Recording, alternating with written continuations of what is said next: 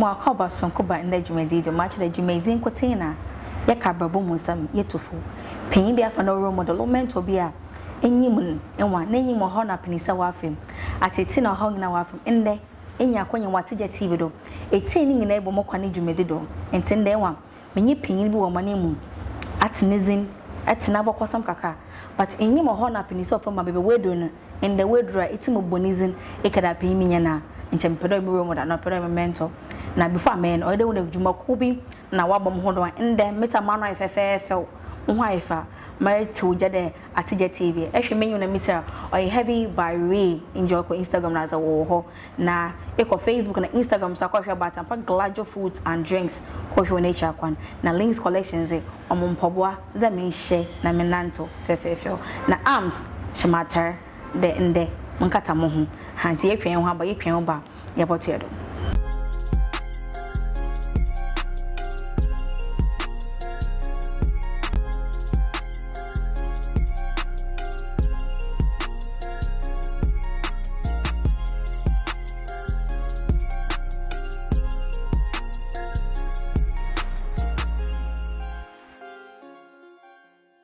mo akwa baba Atigya TV do oy mo kwan ni dwumadi do me cho da mo twam ho maba madan me guess na iza chro me guess na nkasa so sema nkasa me nyipedue nti oba na makasa ode pede mu kakra ha na chede is needy manizi san na man nkasa ten no na mu scroll no de oda mo bonne sam na pod me chum nipa ban ma kansam kakra bi mother chen e be pede politician afu nipa do role model mentor enso enyim na akosam enyim ho na penisa wa ende ebenya akwanya nkoten wo mokwane dwumezi zo wa Atigya TV la match mpocho penyin ozemu wo mani mu enya yewo MPs awo wo mani mu nanso enkoten ze ende we gbe na pona mende yambra ni fie yenyin mo twetwe nkomo yenyin kana ababo mu nsam no onche ekwan na yam na wo ebetimi afodo a ebetimi akodo ababo mu akim oda MP enyim na amekada akim was one kana akim wakan akim oda intin ende maabo anakasa bo correct him so wakan akim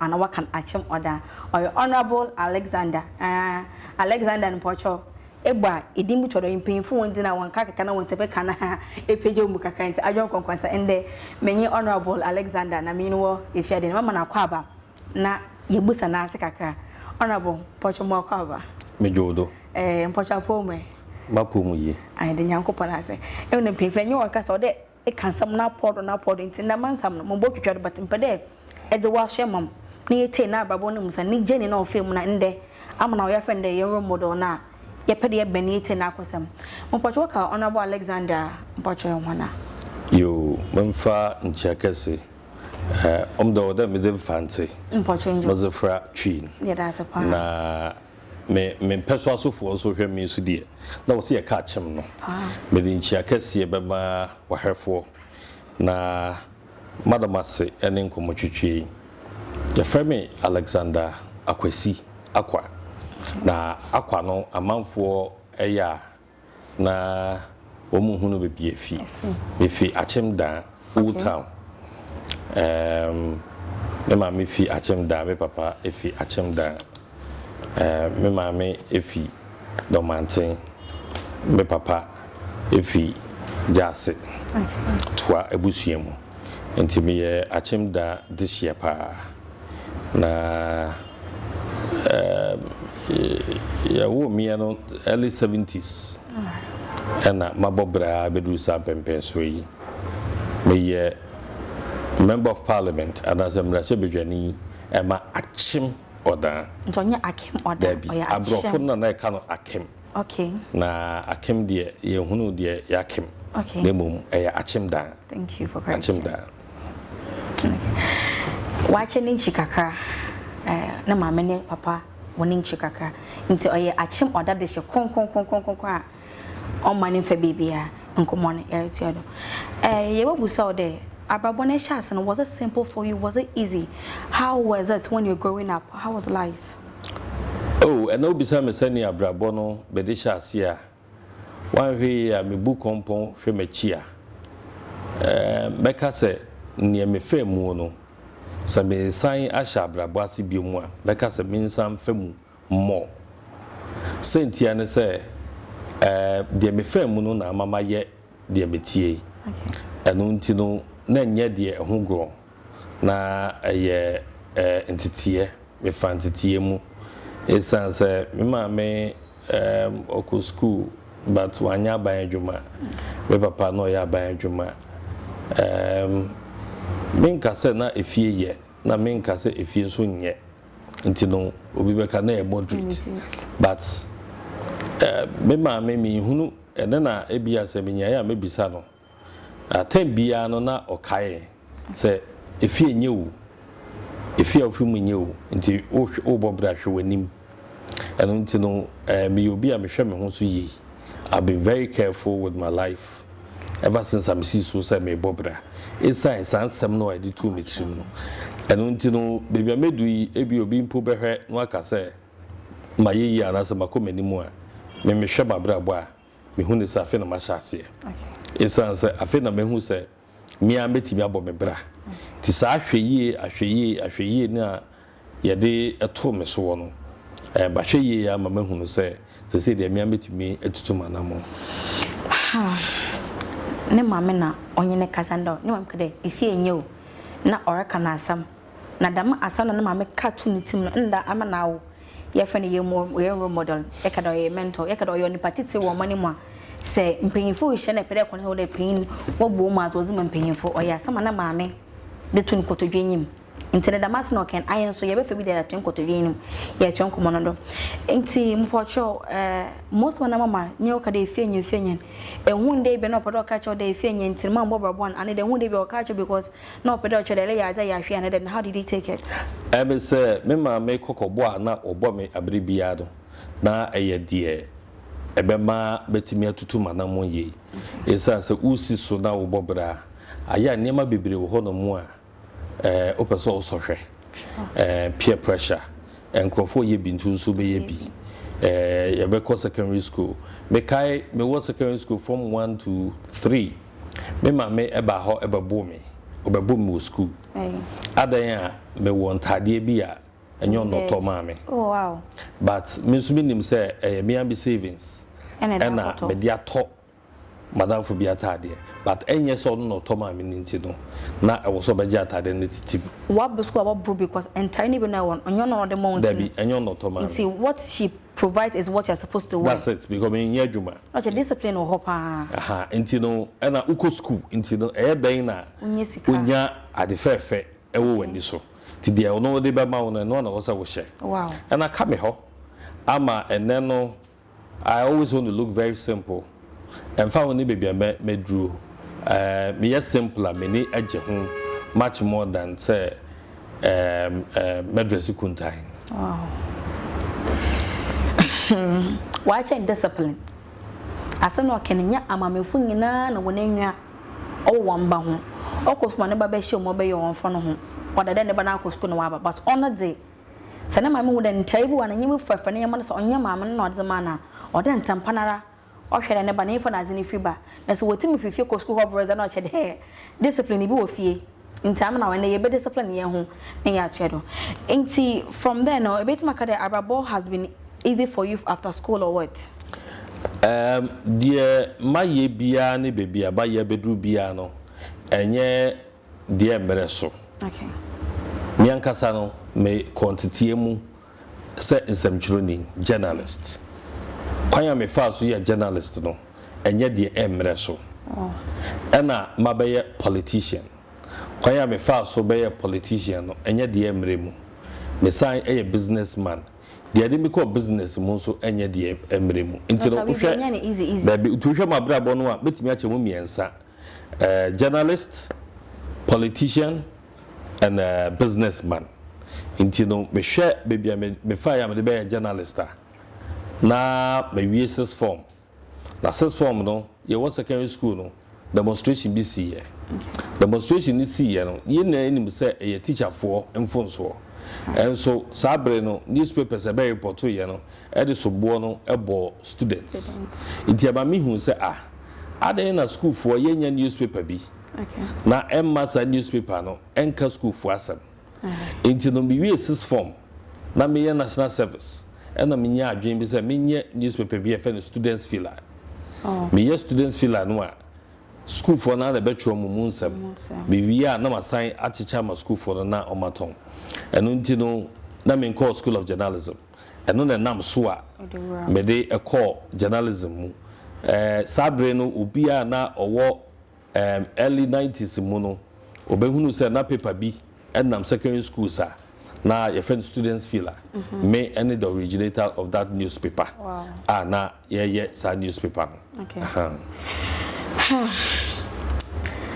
check is there and symbol oreka until day ehu ne na pon na podo eri twen ho aba ye ba mo hon ye de botu ye do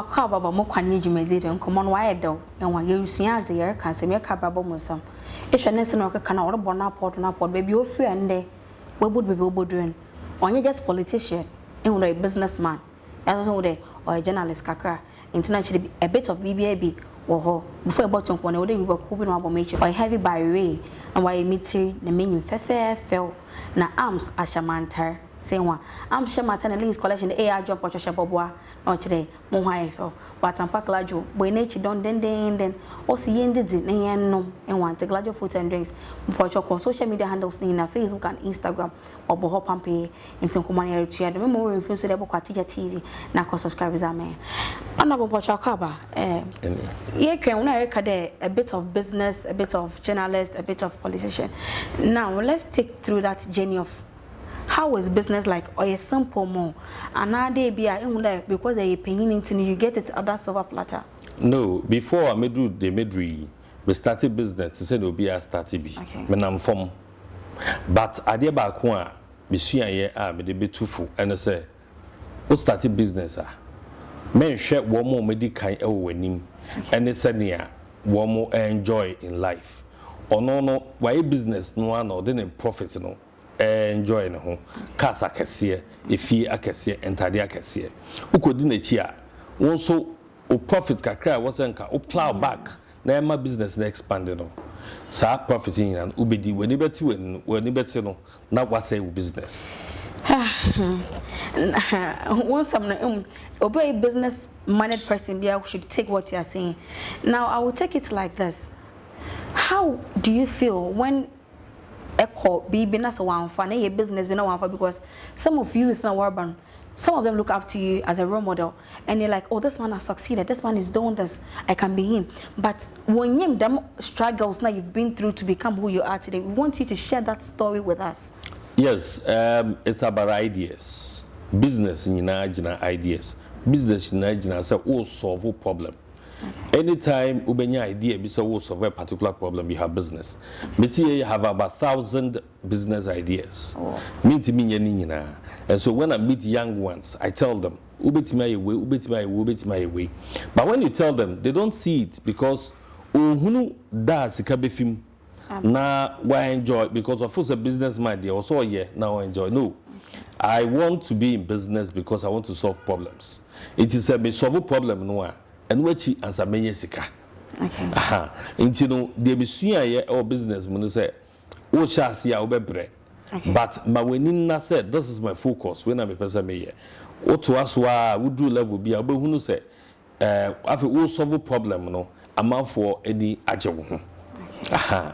Enti edwuma na resha say brewum like what he's saying on your simple dey fit any ebulu pocho nta no wim do business ay dey ebulu no nda wa chen dey ebe for them and wa rough road no do time ne bana say enjoy bumpo kan cho dey enjoy nti no ende wa kan na sam information ko dey yenim enti now we know a bit about business. Let's go a bit about your journalism part. Are you still doing it one way or the other? Because right now, no, making my kada way you may never wa nyaman kiti be guide down all my stories. Are you still into it? Oh, journalism is a practice. Journalism is a way of life. And you know, brano journalism. Politics a kasa ejuma. And you know, a lot of times I employ my journalism skills and I'm the politics, because in politics you are invited for programs, TV programs, radio programs. With my background of journalism, I'm meeting me deliver. When there is an information that you have to deliver to your people, journalism, who know how to talk to your people. And I'm practicing journalism, even though any BB are being as of now. Yeah. But or a boy they are still using it. Yes. Honorable, not so long na yatuaba. Na yatuaba number one. Oh, we say when you come, we know politicians have money. That's what we as Ghanaians have. But we know you also go through struggles. Nobody knows what you go through. Or being you, ma anagwe dampa, they be okay and then you okay. But your man baze, you bude, you're okay. How do you solve these things? How do you take them when people say all these things to you? Because ubenya wa usika, that's wa usika. And to say near wako politics more. Okay. Because wa unkwa usika na say na usika, we know ma, we busia, and I more enjoy. But immediately you get into politics, no. Why constituency in an ebusia penny. Okay. One to say ya to about TOB because one kwa adore. Ya to about TOB because one kwa yi. Oh. Intino a year wouldn't a year emfa humpu also because a part of politics, Ghanaian politics. And until politicians be no more wuska. Wusika said there, immediately you get into politics. No, Nafi if you see a duechi. I just a wunya sustainable form of income be and a baby a bow away chili. Na what to me a coso at the actual man for. Otherwise, so wusika unkwana woody. But immediately I go into politics. No, Afi wabe or mine a japadi. Okay, wabe your money in a japadi. Mumbu some questions because I am Timamufunia Mude. I don't know what is in any one who was kama webudu because sende in here now or they born up on office or solve a problem. Why am I so about to mod? I want to win you per diamond hour. Walk or home. Instead of nempering young Huaquinian, and you want to treat a monk or most of my sort in a big balance one war instant now.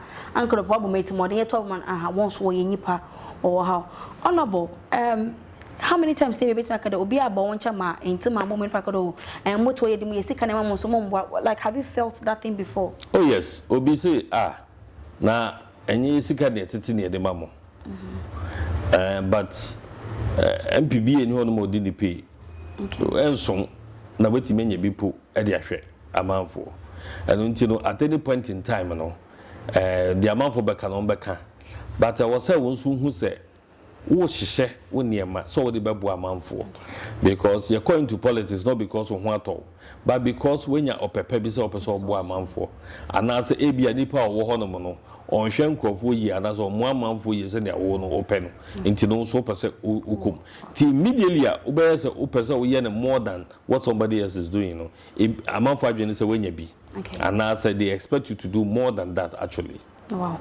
Now, upon all these things, you think it bothers you on my agents based on pressure and other things. How are you able to solve it? Because you will think about it, probably your wife or your kids will see that is worried. But I know your part of it, we don't see those struggles you go through. How are you able to solve all these things? Oh, you are able to solve it because for me as a journalist, have been with politicians, I've worked with politicians all over. Into minim diomukum, into me offer me who said me caught into politics, na minim dia me paye. And I knew what was going to happen to me. I was going to. It's now you're prepared for whatever that may come. I'm so prepared, yeah. Okay. Or there mucha mohona. Yeah, you don't come on why though. Say it's in combination so that yeah, call a name into mucha moma, yeah, but yeah, though.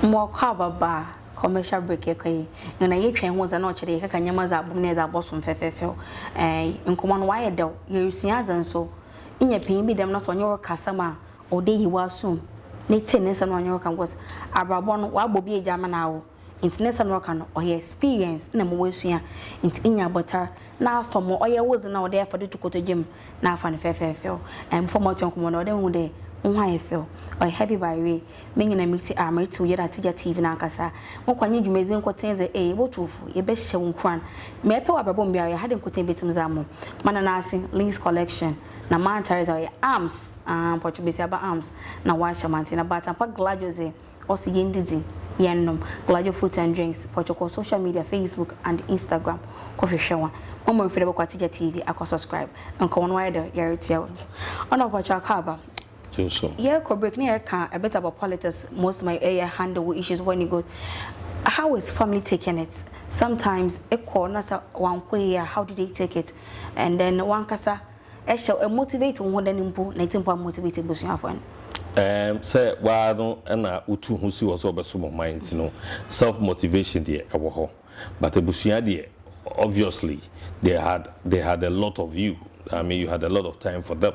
But I won't call politics. Now, according to politics and meetings upon meetings, attending upon programs, being there for people. You have to do all that before you come. Then you definitely see a gap be them, and now say a can be them. But I'm sure say where to where you also assume. So it's okay. I believe they are being supportive and so obviously but sometimes you have to talk to them for them to know say break and on about what pa oh yeah brand what pa me was say we na we busa for the holidays na says oh politics in time you should obey one down you know omomu ni kan na also when zinkan now on we hwe ko bon why do now is a wa banimu you can match about politics, but I ping in a wabanimu. Ghana for the one how but like right now, Kwai goes with COVID and other things. How do you see it? Be most of why I did most of 1 year. Do you see it there? You've done your best and people are not being appreciated another thing. COVID idea we who be that. And what we are doing now in the midst of COVID. Okay. To other regimes, then you are not comparing very well. Okay. You are comparing apples with oranges, because we have done our best in the regime that we have. Any pempensua COVID ediedri say sabe so ubi netiswa akamijidi se Ghana ebianka egukra. And you know, knowing the efforts that this government is making, and they said near ye yinadi and what she ya sacrifice na ye brese or mine bitimi ejina and now so na akone nimeno betimi abo abai na baso no makasi ya de pa. Now let's take COVID away. LPP as a whole party obi say oh nana what one wanye nana yende free SHS obi wanye day. How are you taking it? Because what bed or boa or money will develop one kind of saying, but people are saying that free SHS be why on koyo is one some koye and anyone koye. But how will you also say that? I did be anyone more besha see away in the torty. Okay. And the beginning of every concept, ubenya issues wo. Na issues no battle. Na what you break no we see. Okay. The totality of our programs, free SHS, ebwana amwa. That is what we should be looking at. In the year, you know, say a cambia bemua, with our attention is drawn to it, and then we correct them. Okay. You cannot have it. A ni pursue. A dear be our person was some be an answer. At the full be our day baby. Unyan send your pedal. By the time when you baba also not abia because you are experimenting. I think we are for. But as time goes on, a bejina. Ama afane ntoma pai fra ekado bejina na no one business so bejina da engine dem kwofo no was nyama small wonder one conquer ye dem project and assignment. They are also part of why people are also saying that when you want adwuma ye.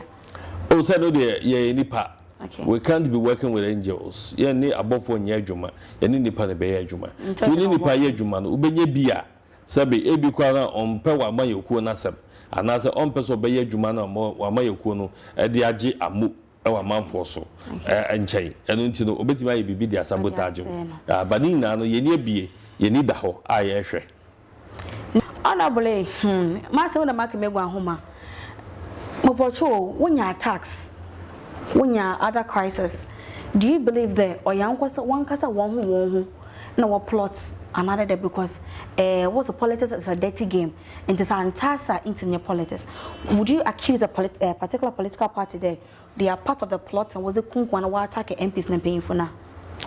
Oh, politics you took me as 7 years to me so ye the to me na pray to me enu nti no ejina baby awu be fa to me efri obi be fa ne to me efi nyame obi so be fa baby foforo e dey pray to me na me baby a me wo as an MP no MPP stronghold enu nti se menya attack internal because that is where the competition starts MPP for ne jiw tum na mo ka se ko jina wo mudi mu a you already an MP nti hono na attack no e hyase obekọ baabi no NDC yide ne ho kakra obetimi abaja konwa no nti no o fight internal we a na wasan akọ fight NDC niade eno nti no yes to me everybody wants to be there ti kwan bi obi afa so bi aso obedru ho no na wafa but me de me gidi se wan fa kwan pa so amko a sa kwan bone no aso na befa EDC mo post that because in there ye waiting paying for where we yet town na wakota wo bo won kunu po akobọ ne henya na ade all because the paying BCD and I did debut obi even in so kwan in person or small obi moko ya won ankasa like how are you able to sustain all this is where then put wabo ho ban so what me I don't want to so your politics ne there also hu de wo mu anu nti no obomadia ehihye wo niema sabe unya be politician a unia agro bebre enye bebia na bedi agro akọ ahweyie ene ewo abrabo mu esanse obinya wo a obeyo anytime oya ye bebo dey some few questions because am na wo dey yete na nsam ni bi need to na ntem Mopocho, what will you tell the youth who wants to be a politician? I want to look up to you. What's Honorable Alexander? What will you tell them? Obeko politics a hwese obebo obra ye na wankasa wehu se wonan mu etintim ansa waye se obeboa ezase so oko politics mu akoboa nko ade a ene na wo so oboa ho ansa enye sa oko politics mu a de wo so de boa manfo no na wo de boa wo ho mpojo discuss am she wotirima dabi because ebi ni ohia pa because youth and like that ebi ni politics ke ni sa wakọ se wo pese oboa wo manfo a unko politics mu nkonye ska but se wabo bra that's why we hunu se baby wedru no sebe ebra so se obesom wo manfo a ukwa sika bia benya bia na se moa bia benya bia no wo de beboa wo manfo because wo bia wudi wa gba sam to fenwe enya se mbere kan bio we tu fenwe nti moa kan mama sika nche wa yum kan osom na perede kwan eze kwanya wa papa won ebe enjoy kama what has been your toughest challenge what has been that challenge as a major politician? Oh, a primaries. Abra ebe primaries no. So do be wakonya no so na wo kwakutu no. But wo hwe de your friend incumbency advantage. Ono no tisuo ni nti no na wone ma bi o de board ho ban. Na ma ayede. Almost it was as if say you are an outcast. Yenimu mpo. A party that you have actually suffered for, you have worked for the party for so long. You'll be treated in such a way, so when in dia, and so I think, sir, during the primaries, you know, I felt like, what is this? But a basana following any those who have trust and confidence in you, because this oba.